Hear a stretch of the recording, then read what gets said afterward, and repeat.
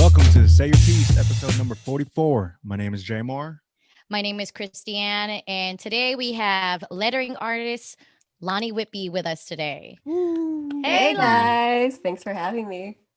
Of course, Welcome such a to the pleasure. show. This is super exciting. I haven't done this in a while. I fucking love listening to podcasts and your guys' podcasts, but Thank you. Thank you. I broke out my mic just for this, my headphones. I was ready. Are you No, ready? you look so much more legit than I do.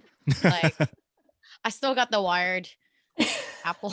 we all got wires right now. I know. Well, I have a wire too. Yeah, but hers looks more hip than ours. Hers is like, yeah, I'm a podcaster. I didn't charge my headphones, so I got to stick with the wired ones now. Oh damn, he has the wireless ones. Watcha. Yeah. So the pandemic and the surge is coming back up, and I wonder if you all had a social distance Thanksgiving. I did. I didn't even see my family. You didn't? I stayed my ass at home. And Yeah. when I do see my family, I always keep a mask on just in case. Wow, Yeah. A+. I know. We need more people like you, Jamar. I I need to be know. like you. Hand Well, I claps. get tested like so much, like because of work. They test me so much, and like I know my parents still go to work and everything, so I trust myself. I don't trust them. Yeah. You know, for once, you're a really good influence. I know that's Thank you. actually, Thank you. I'm like hesitant to say what Thank I fucking you. did just because. Thank you. Well, we celebrated Thanksgiving with my husband's family. He has a really small family, so it was like max 8 people together. If it was my family, it would have been a mess. I have like cousins, aunties, and sisters, and nieces and nephews. But yeah, it was pretty small. It was just 8 of us. That's pretty safe. I feel like. And If I it's had like your direct family. Oh, but You know? it's if your family that you've been seeing a lot. No. And we're pretty aware of like what they've been doing. They've been staying home pretty much just like we have. So I'm honestly like wary of hanging out with people that I've seen like on Instagram going out and shit. I'm like, I don't know if I want to hang out with you. Yeah. Oh yeah. There's some people who ask me to have dinner and stuff, and I'm like, nah, brother, you got to get tested before seeing me. So you guys get tested pretty frequently, both of you? Yeah, I get tested a lot. I think I'm at like 23, 22, 23, something like that. Is it the nasal one or?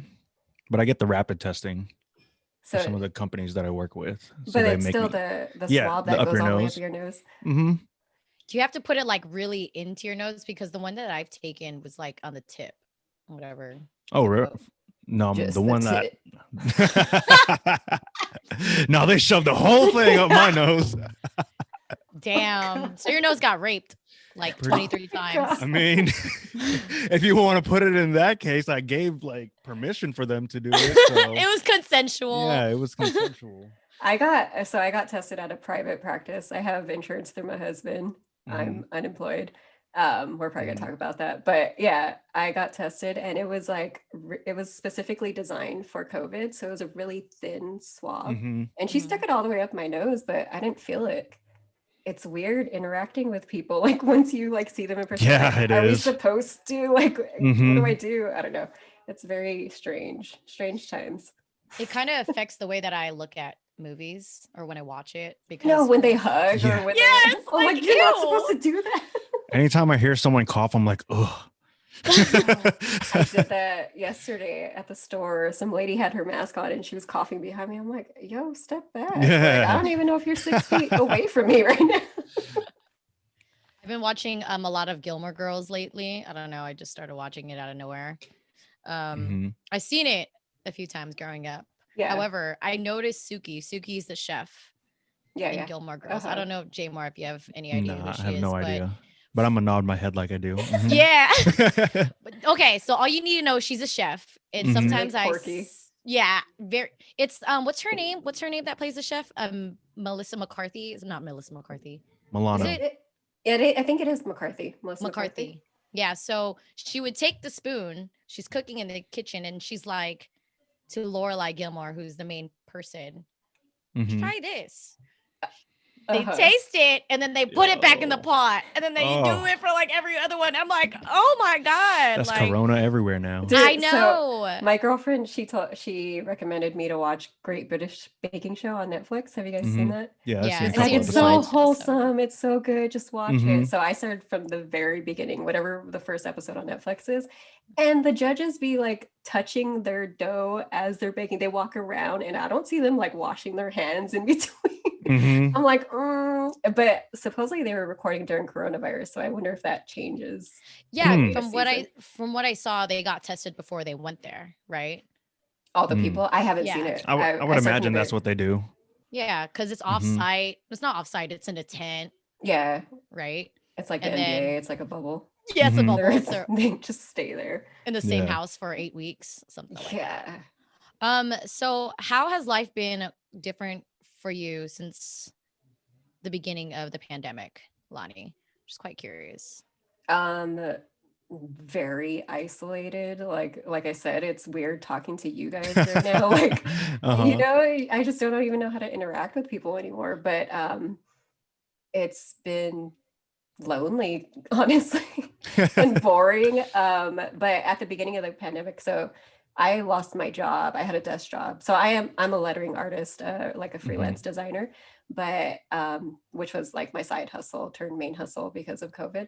But before that, I had a desk job that I didn't really care too much for. But once the pandemic hit, they let me go because it was a scuba diving company. I don't want to say which company, but yeah, because I'm in San Diego. But yeah, I lost my job. They let me go. And I was like, fuck, like I didn't care about the job, but you know, nobody wants to feel dispensable like that. Like, oh, cool. And it's the security of having a job. Yeah. I like that stable income every 2 weeks. So at the beginning of the pandemic, I was pretty like down and I've gotten used to it. It's chill. It's lonely and chill. Do you have any pets? No. We do not. That is lonely. I know. My husband is my pet. Oh my gosh. In a good way or a bad way? Oh, whichever way he wants. I'm just kidding. No, yeah, it's just been us two. And he's not used to this work from home life at all. He is not a homebody. He's like, there's a Tagalog word. It's malikot. Like he needs to like get up and do shit. Like he's very fidgety. He can't sit still. So yeah, at the beginning of the pandemic, he was like we like almost got a divorce. I feel like because we were fighting like crazy. Like, legit, I swear we would have drew up the divorce papers, but I think we were fighting over some stupid shit too, like the dishes or something. But yeah, he's not used to it working from home. He has an office at his job and he likes going somewhere to work and then coming home. When it first started, like every time you saw him at home, were you just like, ugh? He was like that with me. That's what I was like, yo, you have a you again. We live in a small ass place too. So it's not like we could like, you know, separate into our separate quarters. But yeah, so it took a lot of getting used to. We readjusted, like we moved furniture around just so that we could like have spaces to go to. How was it for you guys? I was listening to one of your episodes. I think it was with Kyle, the app developer. You guys were talking about it was like the beginning of the pandemic and you're like, yeah, I think it was you, Christiane. You were like super confident. You're like, yeah, I think this is gonna be done in like June or July. Oh my God. I'm like, girl, it is December now. I know.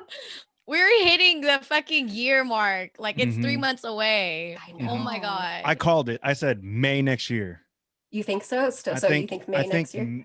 Sometime during the summer next year, things will start trying to go back to normal and stuff. Yeah. But like I think masks will still be a thing for a couple years.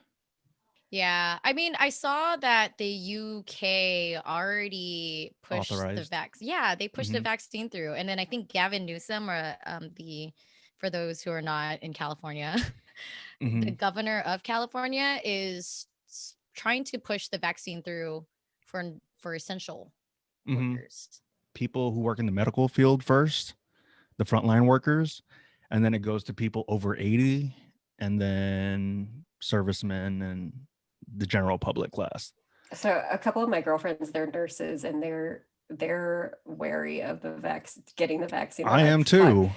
And they're in the medical field. They're like, I mean, it usually takes like 2 years for a vaccine to be, to be made really and tested. Yeah, it takes years to be thoroughly like tested. And like what if people start like popping up symptoms like stuff wrong with the vaccine like a couple months later? The first people are like the guinea pigs. Yeah, but I think I'll probably, if I do take it, it'll probably be like towards like a pretty while from now. Yeah, same. A long time from now. I'm on the same boat, so I'll be indoors for quite some time. I'm fine with it. I'm fine with staying indoors. Are you a homebody? I was just gonna say that he's always been like that. I'm definitely a homebody. But the only thing that like pissed me off about the pandemic was like I always told everyone I was a homebody and I like staying at home, but I found out that I really like having the option of going out. Yeah. But then deciding I don't want to. Yeah. Yeah. That's how I feel. Like I'll be like, oh, I can hang out. I'm a homebody on my own terms. Yeah. But now that I'm like, oh shit, I gotta stay home and everything, I'm like, damn. I want to go do something. Yeah. Yeah. I like having the choice to stay home. I know. It's fucking suck. Like even eating out or just eating. Yeah. The choices are so limited now. And everyone closes early. I'm like, fuck. I can't even go to the places I like. I think I relate to you when you're forced indoors, you kind of looked at your partner and you were like, the fuck are you doing here? Like, I got to see you again. So like emotions start arising and it's like, we're literally on top of each other's heads. So you come across like so many emotions. You have no choice but to be each other's coworker. Yeah. With confidant, you have to listen to me rant about my coworkers. Like, I don't even know what you do. Yeah. Yeah. All day long. He's all day tired long of your shit. He's like, all Go right. in the other room. I don't want to hear about Becky no more. So here's a term that I've actually heard, like I think like 5 months ago or 4 months ago, and it said that if you didn't start hustling in COVID, then you never really had it in you. So I'm kind of curious what you all think about that thought. I got a mixed reaction to that. Yeah. Like I see those like memes that says like, if you didn't learn 3 things during this time, blah, blah, you're not making use of your time. Maybe people just wanted to chill. Yeah. There's a lot of people that were working their ass off right before COVID hit. And when COVID hit, like they get to spend time with their families and stuff. I think it's a pretty bold statement to say. Yeah. Make a blanket statement like that. Yeah. You don't know what people are going through. Some people are like depressed, grief. Yeah. Like you don't know what people are going through right now. It's like, Kim, people are dying. Like, yeah, exactly. I don't know. Like I said before we hopped on, I'm not the best entrepreneur. Yeah, I'm a lettering artist, but like I feel like I'm barely starting to like get into my hustle now. Like I had to get used to this shit. I needed a couple months to like get used to not having a stable job and losing my desk job and then just doing this full time. But yeah, I'm not the best entrepreneur, so maybe I'm not a hustler. But doesn't it feel nice working for yourself?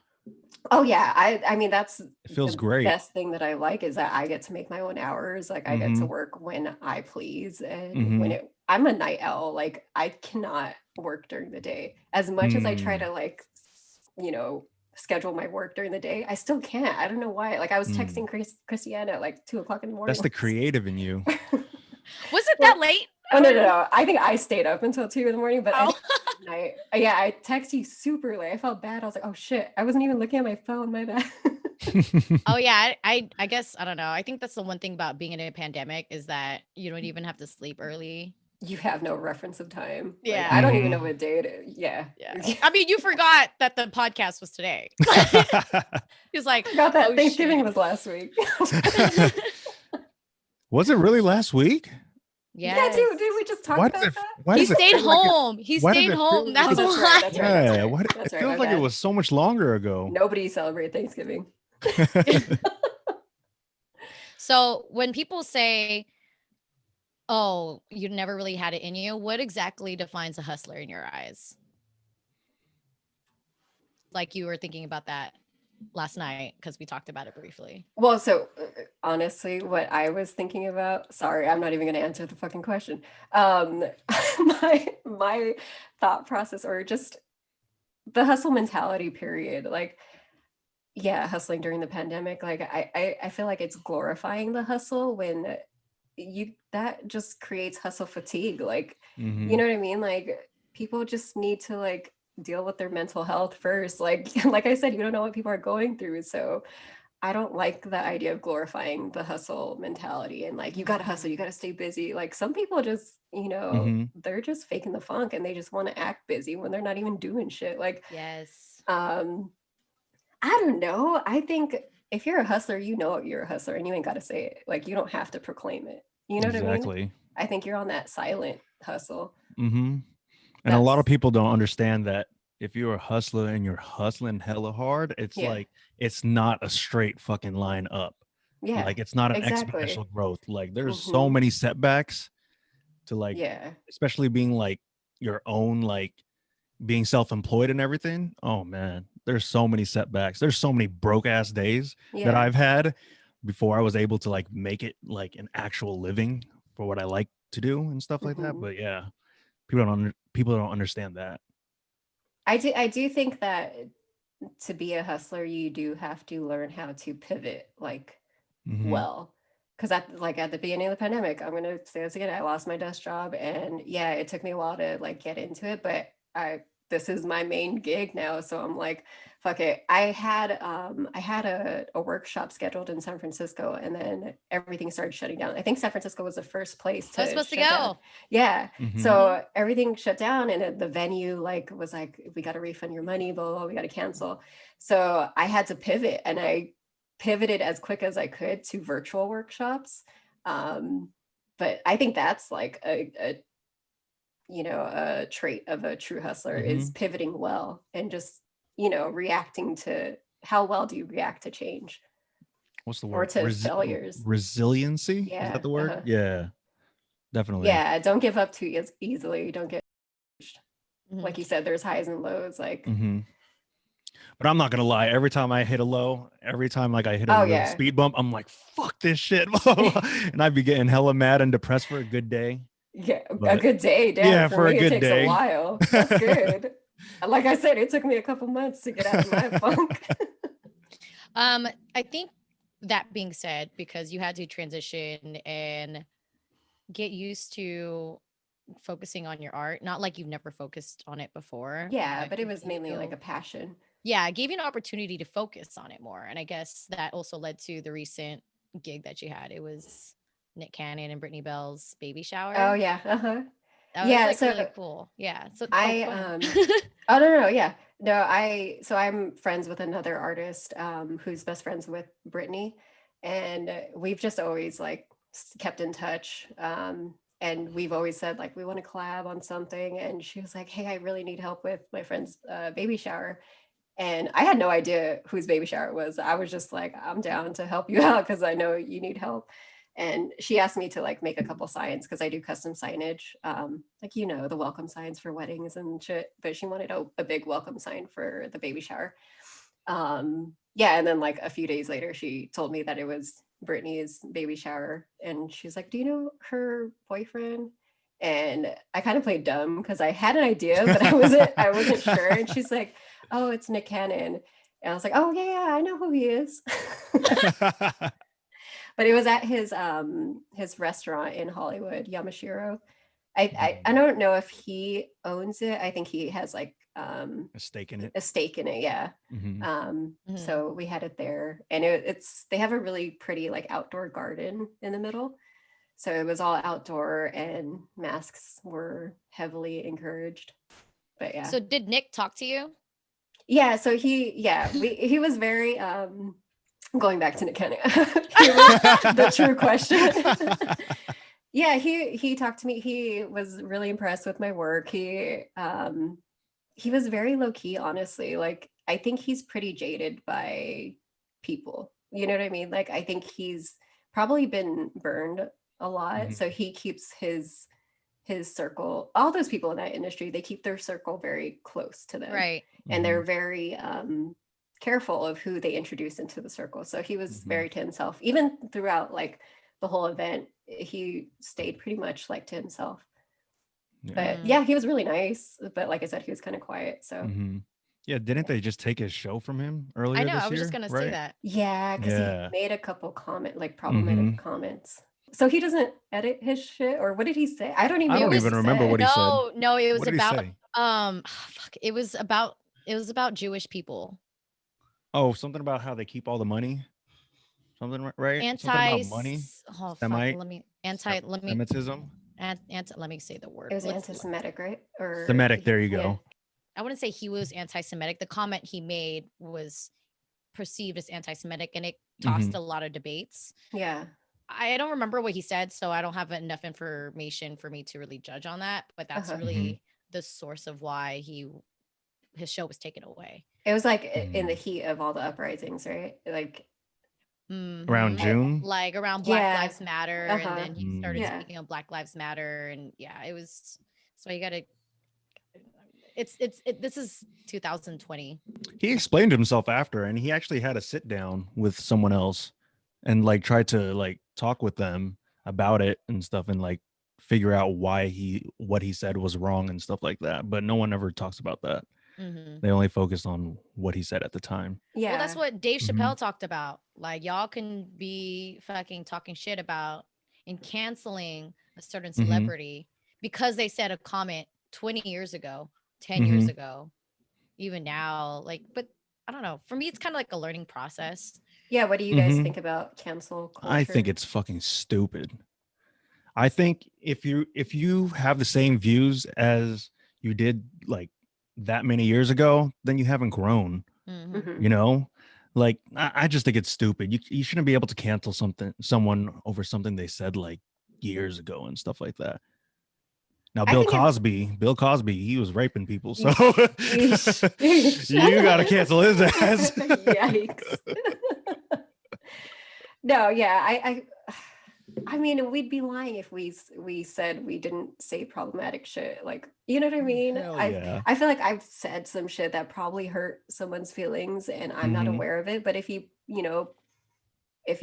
put me on blast and call me out, like, I'll address it and I'll apologize. I don't mean to, I'm not. Nobody's perfect. Yeah. And I'm not out here to hurt people. Yeah. I know it's those people who find out things about you. It's more of like they're trying to hurt you, though, right? Oh yeah, pretty much. Like these cyber bullies, because these people be on the computer, like finding all kinds of shit. See, that's like what I don't understand. Every time Karen made a comment, everyone knew where Karen came from, where she worked, where she lived, her address. I'd be seeing people's addresses. That shit is crazy, man. Like, that's crazy. I know. Well, actually, I've seen comments and I'm like, yeah, what is her at? Let me see. Let me see her handle. No lie, I'd be doing that too. But I don't feed into it. I ain't trying to cancel her, but I hate the bitch. I just want to see what she looked like. Did she look smart? Nah, she looked dumb as hell. Yeah, okay. I'm judging a person by how they're looking. Okay, whatever. Next subject. 2 weeks later, getting canceled. Okay, so other than the Nick Cannon gig or Brittany Bell gig, I just want to say Nick Cannon just because you also had a gig that I saw. It was in the Shade Room, right? Oh, for DJ Mustard's small wedding. Yeah, small wedding. So nice. I did calligraphy for their table setting. So I work with an event planner that a majority of her clients are celebrity clients. So I got the gig through her, and LMA was there. I love her. YG was supposed to be there, but he didn't end up going. Why'd you laugh when I said I love her? Because the way you said it was just, I love her. No, I love her too. She's like, even after I was like stalking the event, obviously, because I want to see my work, but she's just so like natural and like wholesome, yeah, she's very wholesome. I love her, just her energy and her vibe. But I did that. Before that, like when there was pre-COVID, I did this really fancy like birthday party for a 1-year-old, and they had those drop claw arcade games. But in the arcade game was Gucci bags and Gucci slippers. Damn. So at a 1-year-old's party. Was this Future? Was Kylie Jenner like who's No, the mom or the parents are plastic surgeons in Hollywood. So they're making a lot of money. They're making bank. You were in the right place. Yeah. Yeah, I saw a couple of housewives there. I'm like super into reality TV. Well, housewives. Oh. So I was like fangirling over a housewife. But yeah, I just so happen to like fall into the celebrity clients, which is the trip. I'm not gonna lie, at the Nick Cannon baby shower, the person that I was most excited to meet was their son, Golden. Oh yeah. He's like the cutest. Like I watch Britney's stories and he's so sweet. Like if I had a son like that, I already told my husband, I told Alan, I'm like, if we have a son like that, it's over for you, buddy. Like you are non-existent in my life. But yeah, I met Golden and he's just such a sweetheart. He's so cute. So besides the gigs and the dope ass gigs that you've been booking as of lately, thanks. The 7 daily affirmations I saw you made, and when we saw it in the background, we said, "Oh my God, are you gonna sell the singing bowl too?" And you're just like, "Yeah." I know. Like I said, I'm not a good entrepreneur. I didn't even think of that. But yeah, I am selling these affirmation sets. It's a set of 7 because I just wrote out 7 real quick for a set to sell. And it's just nice to have something that you repeat to yourself, like a mantra as you're doing the sound bath. And the sound bath, like I know it's pretty like new agey and hippie, but it really does like cleanse your thoughts and your energy. It's a good way to start the day and to end the day. Some people start and end their days with a sound bath. But yeah, so thanks for talking about that. Where can people find that? On my website. I just relaunched my website last week, laniletter.com.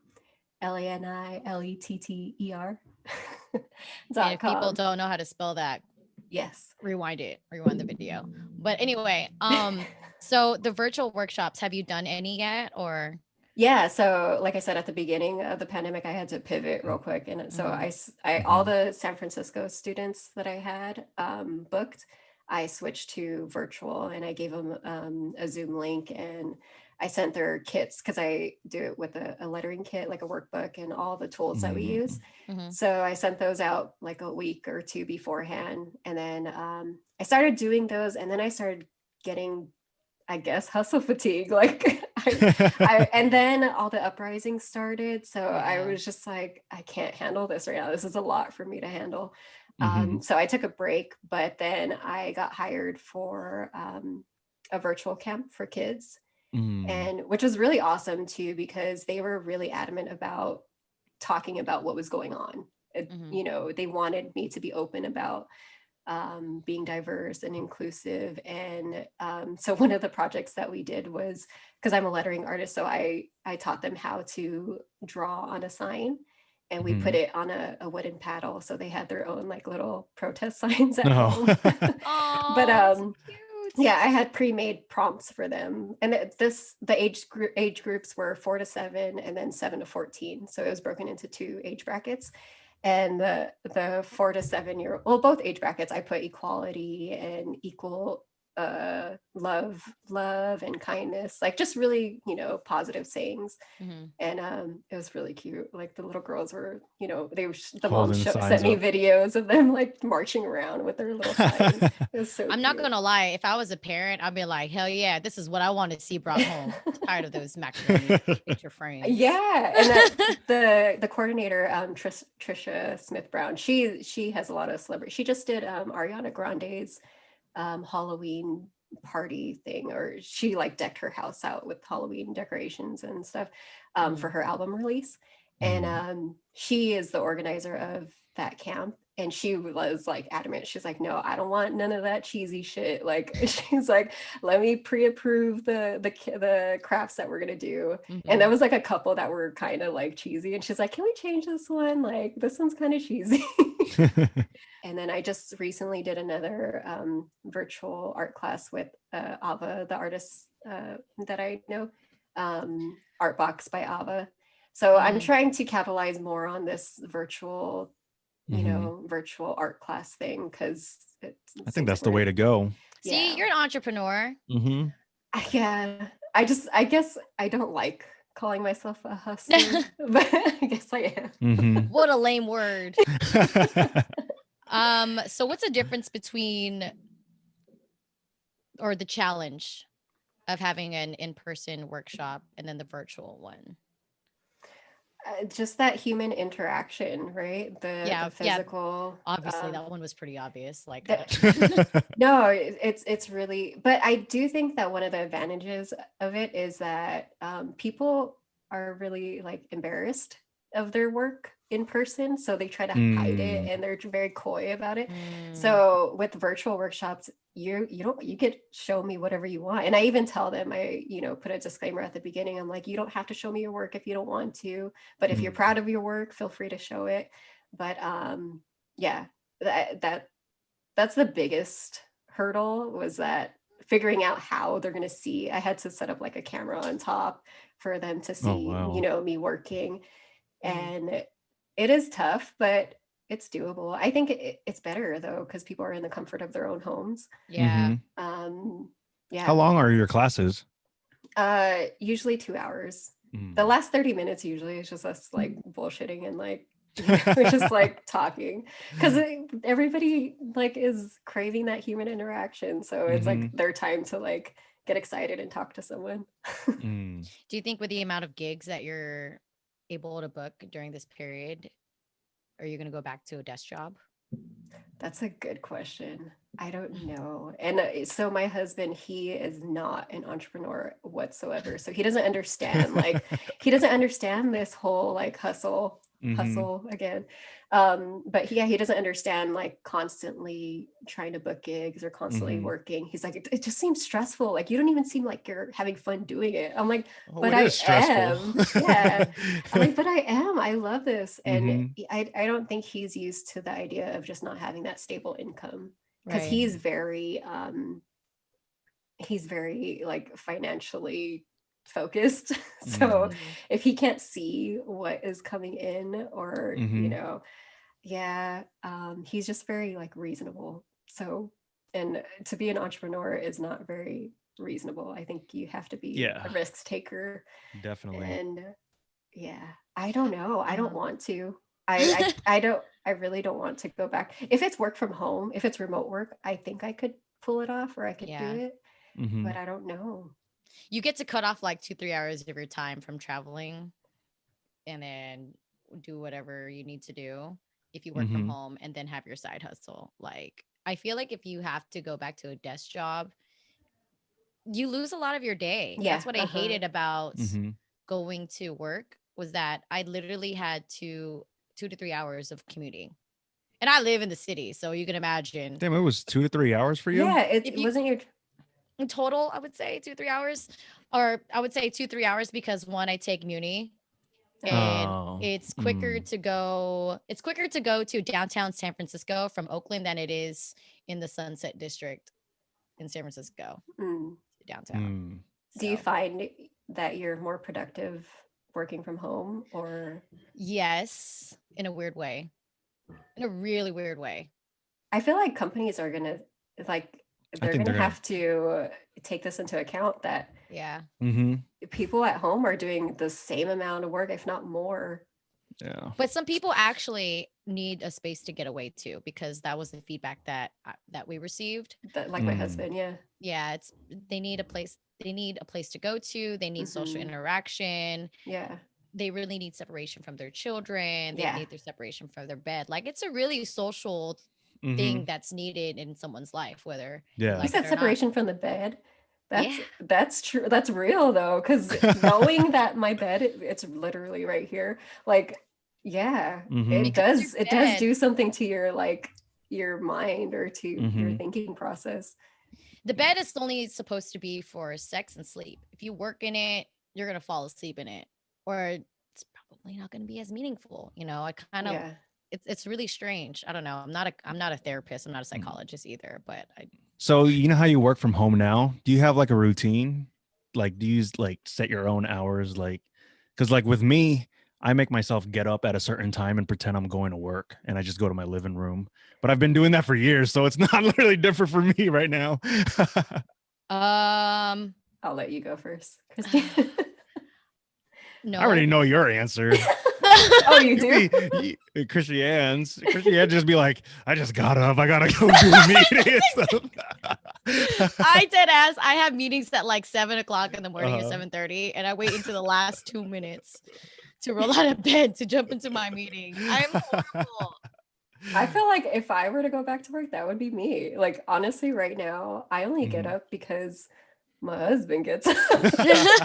He has like early morning conference calls, and I'm like, oh shit, I gotta be quiet. I gotta get out of the bedroom because this is the workspace. And that's another thing too. Like, you have to be quiet around your house. That's a weird that's a weird interaction to have. And like what Jamar said too, like, I don't even have the option to go out anymore. You know, so that all fucks you up. But I be setting like lunch breaks and shit. Like when I have a full day at home, I be pretending you are to like a very clock out on lunch. responsible adult. Jamar, who are we talking to? I try to, because if I don't, I will be if I could turn my camera around, it's like my sectional couch and my TV is like right next to me, and I'll be playing like PS5 if I don't set these hours and stuff. That's really good. I'm very proud of you. Very great role model. Don't know what you drank today, but I'd be like you when I grow up. It's always coffee. So I know we keep talking about not role model. J-Mark's my role model.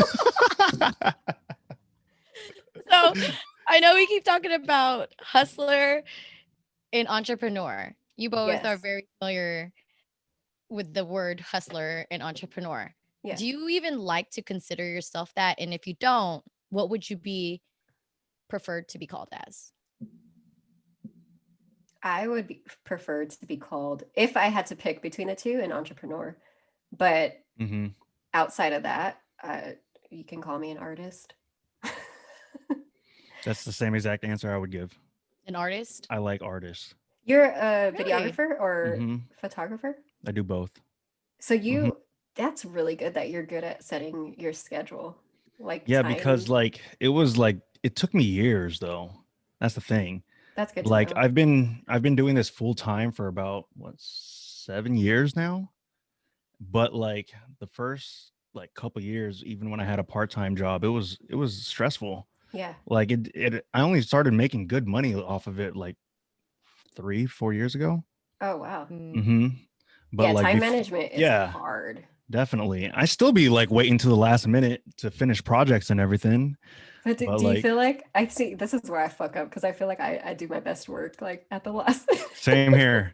Dude, same pressure, here. It's no the doubt. pressure. Pressure. I don't know. I'm the same thing too. I work too. really well under pressure. Yeah. It's a trip. Yeah.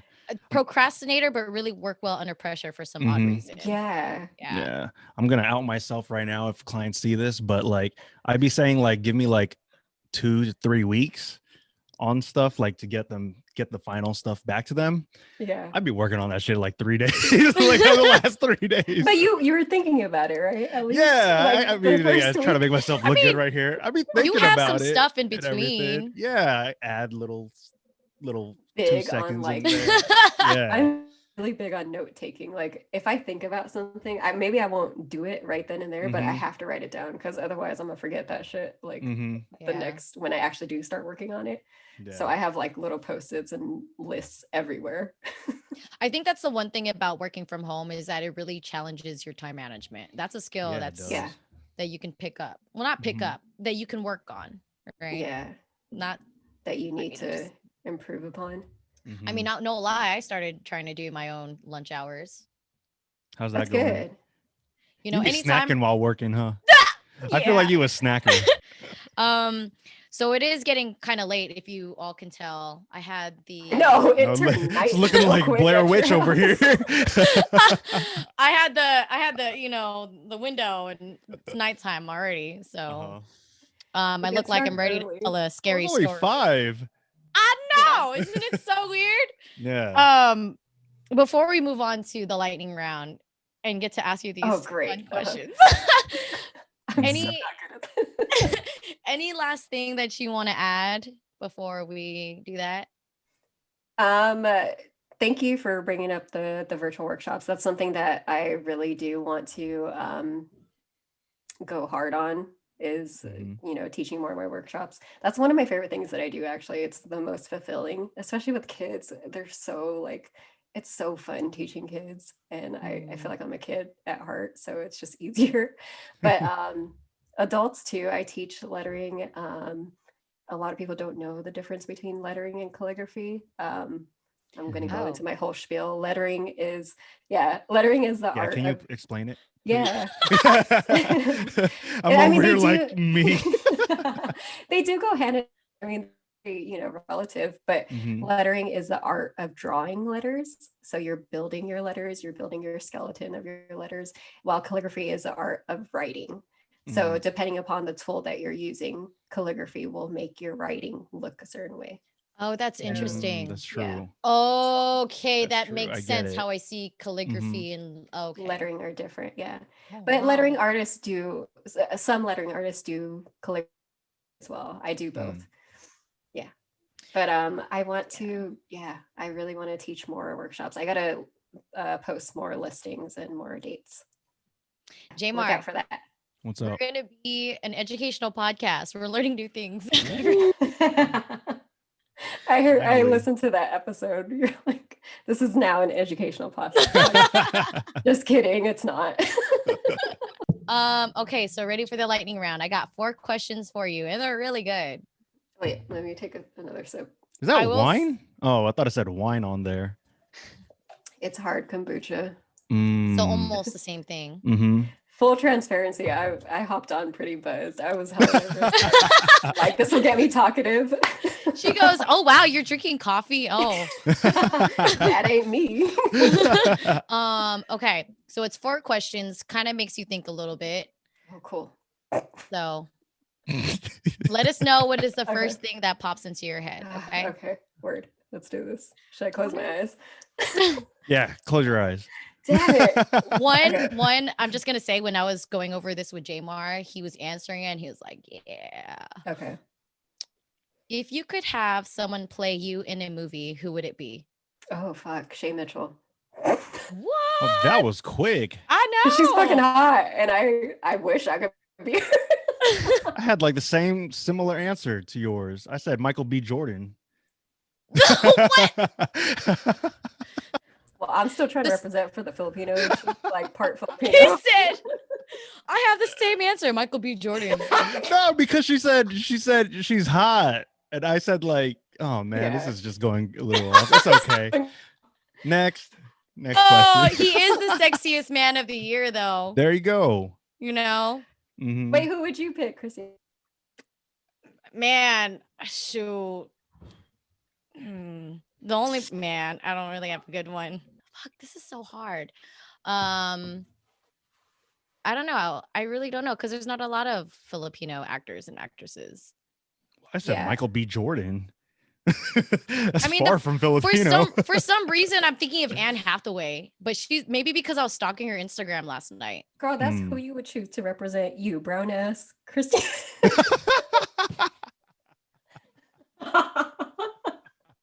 Yo, I don't know if you know, but she's white. She's white. She white. Okay, I don't know. I don't know why I be asking you these questions. I don't even know if I can answer mine. I'm gonna have to revisit that. If you had to play one album forever, which one would it be? Oh, fuck. I'm so bad at listening to albums. Forever. I gotta go with my girl Elle Boogie. I know she got some hate because she's pretty like extreme on her views, but Lauryn Hill will and always will be my girl. The miseducation of Lauryn Hill, even though she didn't really fully produce that album and she took all the credit. I didn't even know that. That's why she got so much hate for it, because she took all the credit for everything and didn't like really credit the people that helped her out on it. Wasn't that like the best rap album too? during the time. Yeah, she got a lot of accolades off of it, and that's why people were hating so hard. She blames it on being with because of the group that when she was with the Fugees before.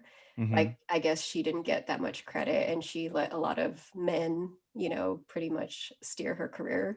So she was adamant about like, nah, I ain't letting anybody, walk all over me next time. But she fucking took it to the extreme and didn't thank anybody. What would the title of your autobiography be? Ew. Jamar had one for you already. I don't even remember what I said. It was I feel stupid. Like mine is kind of like, it's polarizing, like people don't like it, but it would be Mrs. Always Right, but WRIT. Oh, see, that one's a lot better than what I said. Yeah, what you said, Jamar said something along the lines of like always writing or something like that. I don't remember. And then I said something like, let her in. Oh my God. Like, pause. It definitely was. Oh shit, I didn't even think about that. Oh, well, let her in. Just a tip though. Oh this is the episode I get canceled. Okay.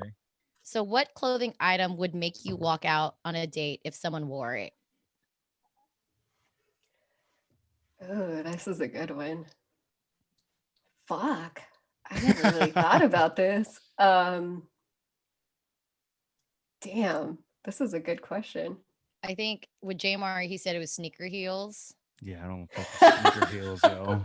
Mine for sure is chanclas. Like, I don't know. You come into our date with chanclas on. It's just like, whoa, brother. I can't say that because I'm in San Diego. Everyone wears like tops over here. Something about toes. I don't want to stare at your toes on a date. Yeah, I don't like toes neither. Yeah. Oh, you know what? This is so fucked up. Transitional lenses, the glasses that turn. If your glasses are still like transitioning from sunglasses to regular glasses, and I'm sitting there waiting for them to transition, it's over, man. Why? I ain't even gonna sit there. Because Sheann has a pair. Oh, you do, Chrissy? No, I don't. I don't. Oh no, wait! It's that Tiffany blue one. No, that one that turned to blue. No, that one is a really weird one. That one, bro. It's not. It's a blue one. Blue. I'm not talking about the blue light lens. It just. You can't. I'm well, not why gonna though? sit there because I think they're dorky as hell. I just think it's like, choose one. You want sunglasses? Want glasses? Still, you afraid of commitment? Couldn't buy 2 pairs. This is not 2-in-1 conditioner. Oh man. Oh man. I actually just came up with the person who I'd want to play me. All late. Who is it? Who is it? Zendaya. Like, why didn't I think of her? Why she's a good actor. Zendaya. Actor. It's confusing. Yeah. I just wanted to say, sorry, Anne Hathaway, you're too white for me. Zendaya is going to be playing my role if we ever had a movie. Good choice. I was literally stalking her Instagram last night. I was like, I'm only thinking of Anne Hathaway. It's a lot of pressure. I think I had more pressure than you did. I think that's why I chose Shane Mitchell. I was stalking her. I was curious about Princess Diaries at 1:00 in the morning last night. And I was wondering how she was doing. Lani, it was so great having you on our podcast. Thanks. This was so much fun. Yeah. I'm glad you think it is. We love talking shit. We love talking shit with other people. Yeah, you guys are awesome. I love like the natural flow. I was telling you, the natural flow of your conversations. It feels like, like you're just talking on the phone or just hanging out, shooting a shit. Chilling. Yeah. We should probably be on your level and start drinking. Thanks everyone for listening. And thank you to our special guest. It was a great pleasure talking with you. Thank you. And catch us next week. And bye-bye. We out.